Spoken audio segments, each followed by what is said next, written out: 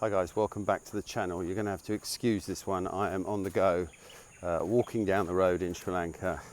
The team and I are very keen to get a message out, but with 3 kids,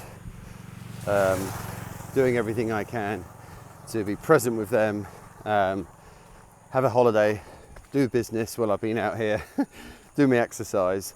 What you're getting now is raw, authentic, me walking to the gym, video about how the year's gone, really. So what am I going to say? So what I'm going to say is this: it's been a mad year. From MCG talent perspective, I set out at the beginning of the year to grow our revenues to $5 million. That we did not achieve that, and I'm going to tell you exactly why. We knew Asia was going to be a tough market coming into the year. It continued just to be tough, to be honest with you. Started the year very buoyant, but then sort of seemed to plateau and flatline. Inflation and China just still economically not being where it once was is just impacting. The good thing is that we really sort of pressed the fast forward button to automate offshore our Asia Pacific team. It was, we had quite a few 360 consultants. For those that know recruitment, 360 consultants are those that speak to clients, speak to candidates, do everything. We still had a few of those in Asia. Being honest with you, we restructured that business so that we didn't completely no longer have a 360 consultant there, but we have a lean, automated and systemized structure where everything's layered. So now our delivery, i.e. our candidate sourcing, is done offshore. We have account managers. We've lent heavily into marketing automation now, and we've also made a couple of key hires out into Asia, which next year will make a big difference, particularly putting a leader of that business out there to help Adam. So that's partly one of the reasons why we didn't happen. I also forecasted for Saudi to be a much bigger part of our revenue this year. Truth be told, it just took a long time to get that business up and running. It took a long time for the licensing to come through. It took a long time for us to find someone who I felt was good enough for MCG talent. So from that side of the business, we had to run it all through Dubai, and that just didn't, you can't grow your revenues when you're running it without a leader, and it's just taking way longer and costing way more money to get that one part of the business going. So big part, that's the impact that one had. Dubai did exactly as we wanted it to, but it was without the other 2 contributions coming through. We weren't able to get to that 5 million. So I've always been very clear, we're a $3 million to $5 million business. We landed roughly in the middle of that target, and moving into next year, obviously I want to try and get it up to 5 million.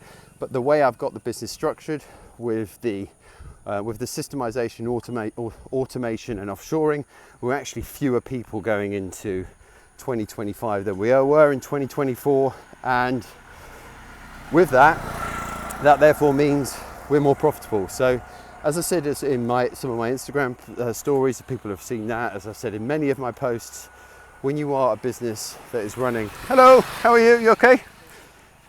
When you've got a business that is running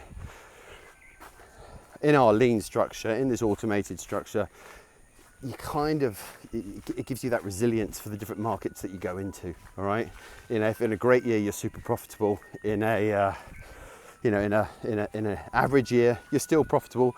You're just not you don't make as much money as you do in a good year. It's as simple as that, really. Not rocket science, but running lean, running automated, running offshore. Oh, here's the bread delivery guy. I think that's the bread delivery guy. Here he comes. This is raw, as I said. This is raw, this video. So another big thing, that's the bread delivery guy in Sri Lanka, by the way. So the other thing that I really wanted to focus on this year was building out the coaching business. And, I'm very honest about how the year's gone at MCG, but we've still done well. We've had 14 years in business, which is, I've seen so many competitors wither on the vine, because they've got old clunky models. They're not able to scale. They're not able to systemize. They're not able to stay in the game. We are staying in the game, and we're still making money, but we've changed the structure of our business twice.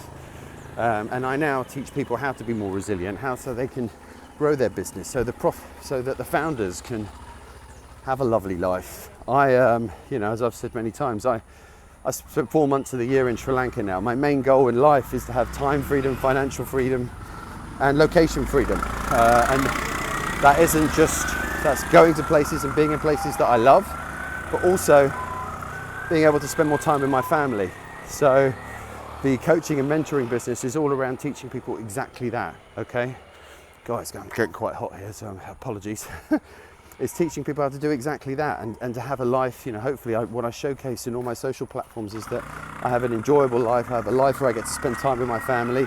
It's not all bloody roses. I'd say some of the challenges that I faced this year, you know, Helen went through an exit on her business.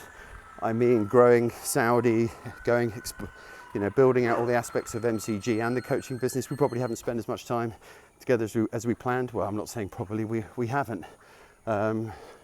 We as a business have had, you know, like with any business, have had some people concerns at times, which has meant my time's been pulled aside. Helen's obviously had to travel to the UK a lot to get her business acquired. She was part of an earn out, lots of stress there. So that bit, you know, obviously it takes its toll, but they're in a very good spot. Got a date nights, making sure we're doing our date nights every night and spending lots of time together. I now take the kids to school. I never used to do that before because I was so engrossed with work. So that's been you know, have I been as present as I want with the kids? I don't think I have. I think if you speak to many parents, they're always working on that.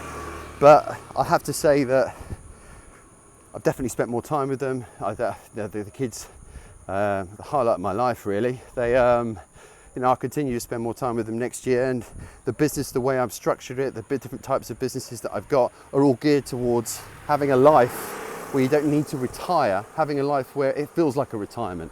And that's the time, location, time, freedom, financial, time freedom, location freedom, financial freedom goal that I've got for myself. I'm going to write a little bit about this on Instagram and on LinkedIn as well, so you can follow up where I've actually got my, you know, what we've achieved this year, pinpointed and written down. But ultimately, guys, it's been, when I look back on it this year, you know, I can't be unhappy with how the year's gone. Yes, we faced challenges, we've come through it. I think our business is structured in such a way where next year we're going to have a much better year financially and profitability, because we are completely lean, we are completely automated.